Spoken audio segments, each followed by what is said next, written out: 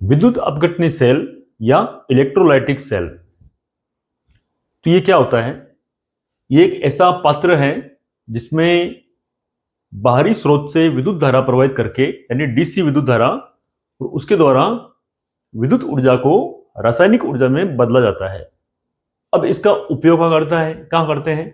तो इसका उपयोग करते हैं जैसे कि मान लो कोई अशुद्ध कॉपर की तांबे की धातु है कोई, और उसमें से हमें एकदम शुद्ध कॉपर निकालना है। तो उस कंडीशन में उस अशुद्ध कॉपर से, जो अशुद्ध कॉपर की जो छड़ है, उसको एनोड बनाकर और एक शुद्ध कॉपर की छड़ को कैथोड के रूप में लेकर और इस प्रकार यहां पर डुबा देते हैं। जैसे यहां पर ये एनोड है, ये अशुद्ध है, यहां पर अशुद्ध कॉपर की बनी हुई है, और ये कैथोड जो है ये शुद्ध कॉपर की है, शुद्ध सीयू की छड़। तो अब बाहर एक हमने डीसी स्रोत जोड़ दिया, बैटरी वगैरह कुछ भी ले लो यहां पर।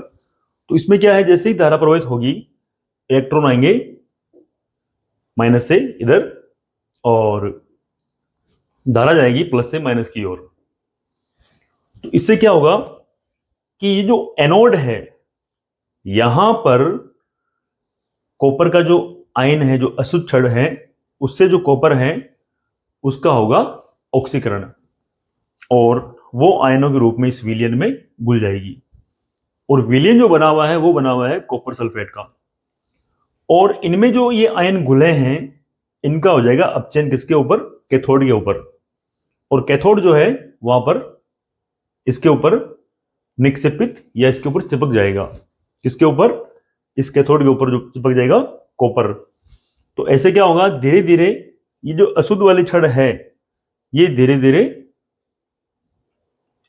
छोटी होते होते, यानी इसके जो आयन है, जो कॉपर है, वो आयनों के रूप में टूटते जाएंगे और शुद्ध रूप से इसके ऊपर चिपक जाएंगे। और इसके बाद में हम इसको बाहर निकाल के शुद्ध कॉपर प्राप्त कर सकते हैं। तो ये एक ऐसा पात्र है या निकाय है जिसमें विद्युत धारा प्रवाहित करने पर रासायनिक अभिक्रिया होती है और विद्युत ऊर्जा को रासायनिक ऊर्जा में परिवर्तित किया जाता है। इसको बोलते हैं विद्युत अपघटनी सेल।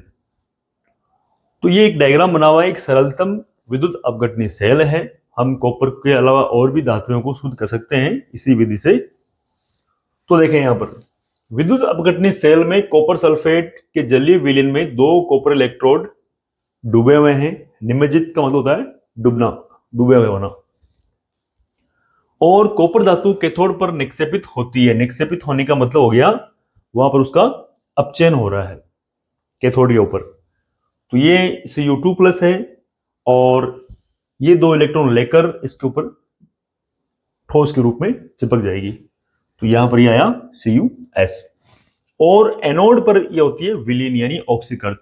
तो यहां से ये इलेक्ट्रॉन बाहर जाएंगे और ये आयन विलीन में घुल जाएंगे। तो इसका मतलब यह है कि यहां पर हो रहा है ऑक्सीकरण। तो ये हो गया यहां पर कैथोड के ऊपर, सॉरी एनोड के ऊपर Cus और Cu2+ और दो इलेक्ट्रॉन त्याग देगा। तो इस प्रक्रम में क्या होता है, जो अशुद्ध कॉपर है उसको उच्च शुद्धता के कॉपर में बदला जाता है और अशुद्ध कॉपर का बनाते हैं एनोड। तो ये एनोड जो है वो अशुद्ध कॉपर का है और शुद्ध कॉपर बनाते हैं कैथोड।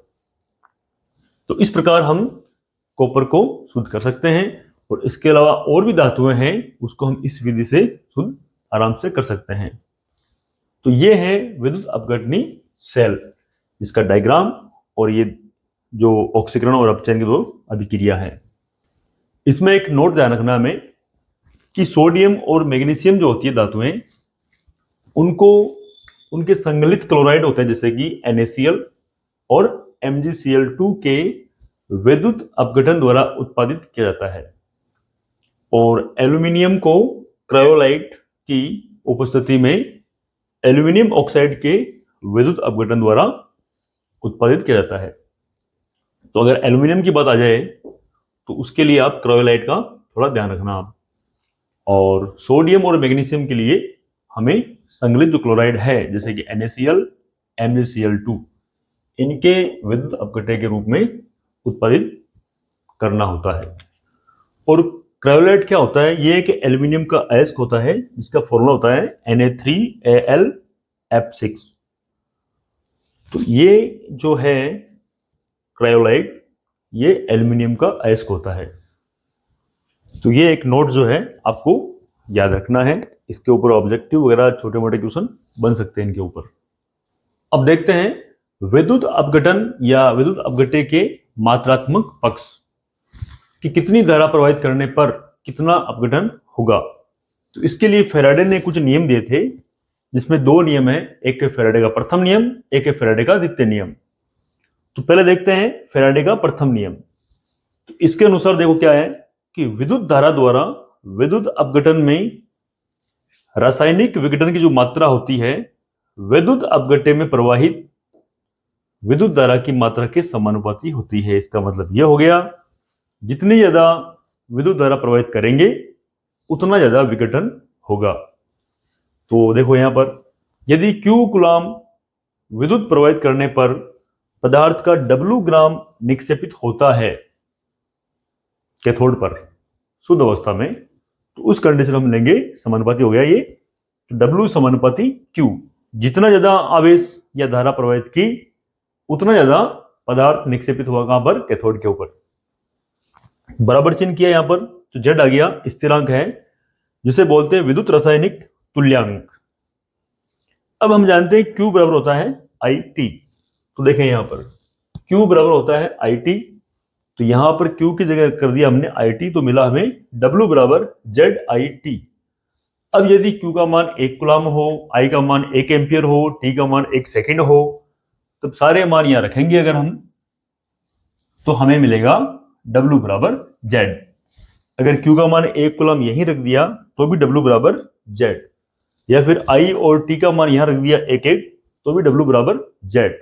तो कहने का मतलब यह हो गया कि अगर 1 एम्पियर धारा 1 सेकंड तक प्रवाहित होती है तो कैथोड पर निक्षेपित होने वाली जो धातु है उसकी जो मात्रा है वो Z के बराबर होगी, यानी विद्युत रासायनिक तुल्यांक के बराबर निक्षेपित हो जाएगी। तो इस प्रकार ये जो है ये फैराडे का प्रथम नियम है। बस इतना ही ध्यान देना है, इसके अंदर बोर्ड एग्जाम में आपको इतना ही पूछेंगे, बस ये परिभाषा ध्यान देनी है जो हमारी एनसीईआरटी में है। बाकी चीजें आपको नहीं पूछी जाएगी, सिर्फ और सिर्फ आपको एक नियम पूछा जाएगा जो बस इतना ही है। अगर नियम पूछे इतना ही करना है कि विद्युत धारा द्वारा विद्युत अपघटन में रासायनिक विघटन की जो मात्रा होती है वो विद्युत अपघटन में प्रवाहित विद्युत धारा की मात्रा के समानुपाती होती है। यह है। अब इसके आगे आप करो तो आपकी मर्जी है, बाकी आपका आंसर यहां तक 100% सही माना जाएगा और सही होगा। अब देखो फैराडे का दूसरा नियम। तो इसके अनुसार जब समान मात्रा में विद्युत को श्रेणीक्रम में जुड़े विभिन्न विद्युत अपघटनी विलयनों से प्रवाहित किया जाता है तो इलेक्ट्रोड पर उत्पन्न पदार्थों का जो भार होता है वो उनके रासायनिक तुल्यांकी भार के समानुपाती होता है। अब एक नियम तो इसका ये है, और अभी जो वर्तमान में जो इसका नियम चल रहा है वो इस आधार पर न होकर थोड़ा चेंज कर दिया, जो हमारी एनसीईआरटी में है वो ये है। तो एक नियम तो ये है जो याद करते हो लिखते हो तो ये भी सही है। दूसरा ये है कि फैराडे के द्वितीय नियम के अनुसार होने वाले रासायनिक परिवर्तन की मात्रा या निक्षेपित या मुक्त पदार्थों के जो मोल है जो कैथोड के ऊपर मुक्त हो रहे हैं या विलयन मुक्त हो रहे हैं या ऑक्सीकरण अपचयन अभिक्रियाओं के दौरान आदान प्रदान किए गए इलेक्ट्रॉनों के जो मोल है, मोलों की संख्या है इलेक्ट्रॉनों के, उसके समानुपाती होती है। यानी कितने इलेक्ट्रॉनों का आदान प्रदान हुआ उसी के समानुपाती होता है पदार्थ के निक्षेपित होने की मात्रा या मुक्त पदार्थों के मोल। इसलिए विद्युत धारा की मात्रा ज्ञात करके हम उपयुक्त इलेक्ट्रोड अभिक्रिया से बनने वाले उत्पादों के मोलों की संख्या आसानी से ज्ञात कर सकते हैं। तो ये इसका सेकंड नियम है। विद्युत धारा की मात्रा ज्ञात करके हम कितना पदार्थ कैथोड पर मुक्त होगा या निक्षेपित होगा उसकी मात्रा हम आराम से निकाल सकते हैं। तो इसको समझते हैं एक एग्जाम्पल के सहायता से। और इसमें जो ये ऑक्सीकरण या अपचयन के लिए जो आवश्यक विद्युत धारा या आवेश की जो मात्रा है वो इलेक्ट्रोड अभिक्रिया में स्टोइकियोमेट्रिक गुणांक होता है, उसके ऊपर करती है निर्भर। जैसे कि बात करें अगर यहाँ पर, जैसे कि यहाँ पर एक इलेक्ट्रॉन है ये, तो 1 मोल Ag जो है ये आयनों के लिए हमें 1 मोल इलेक्ट्रॉन चाहिए। और यहां बात करें, यहां पर जो Mg जो है इसकी संयोजकता है +2, तो ये 2 इलेक्ट्रॉन लेकर निक्षेपित हो रहा है, तो 1 मोल Mg के लिए हमें चाहिए 2 मोल इलेक्ट्रॉन। एल्यूमिनियम बात करें तो 1 मोल एल्यूमिनियम के लिए हमें चाहिए, एल्यूमिनियम ये जो आयन है उसके लिए 3 मोल इलेक्ट्रॉन चाहिए।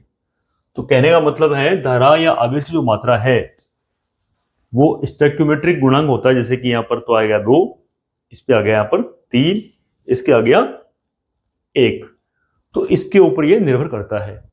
अब जैसे कि एग्जांपल लिया यहां पर एक ये Ag वाला, तो इसमें 1 मोल जो Ag के आयन हैं उनके अपचयन के लिए हमें चाहिए 1 मोल इलेक्ट्रॉनों की आवश्यकता होती है। तो 1 मोल जो इलेक्ट्रॉन है उसके ऊपर जो आवेश होंगे वो कितना आवेश होगा, वो Q बराबर Ne आप देख सकते हो। और Na जो है यहां पर ये आवेश के क्वांटीकरण गुण से आया है, और फिजिक्स में फॉर्मूला ये इस प्रकार का है, देखो यहाँ पर Q बराबर Ne, आगे प्लस माइनस लेते हैं, तो Na जो है वो है यहाँ पर 1 मोल की, या 1 मोल में कितने जो इलेक्ट्रॉन होते हैं उनकी संख्या है, या बोल दो इसको अवोगाद्रो संख्या। और अवोगाद्रो संख्या जो है वो होती है इतनी, और 1 इलेक्ट्रॉन पर जो आवेश होता है वो होता है इतना।